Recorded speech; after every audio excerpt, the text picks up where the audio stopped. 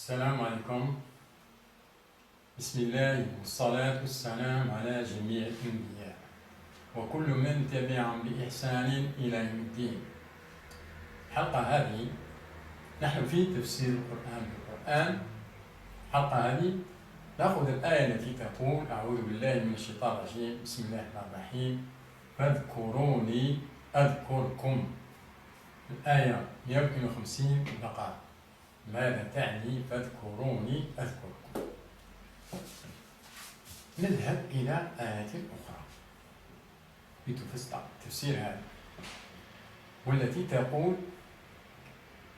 يعني نعطي تفسير هذه، يعني فاذكروني أذكركم، يعني صلوا لي أصلي عليكم، ثم صلوا لي وأنا أصلي عليكم. هذه هي فاذكروني أذكركم.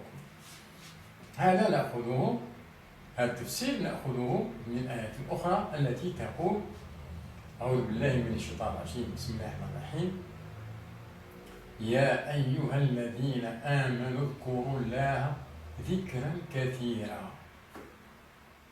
وسبحوه بكرة وأصيلا هو الذي يصلي عليكم وملائكته ليخرجكم من الظلمات إلى النور وكان بالمؤمنين رحيما. إذن هذا هو تفسير القرآن. هذه الآية التي تفسر هذه الآية. والسلام عليكم. علما يعني فقط بعض توضيح: يا أيها الذين آمنوا اذكروا الله ذكرا كثيرا، يعني الصلاة.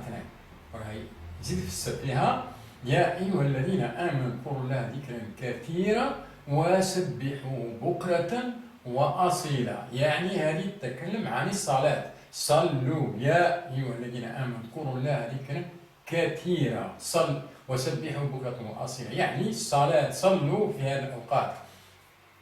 أصلي عليكم، هو الذي يصلي عليكم وملائكته ليخرجكم من الظلمات إلى النور. والسلام عليكم.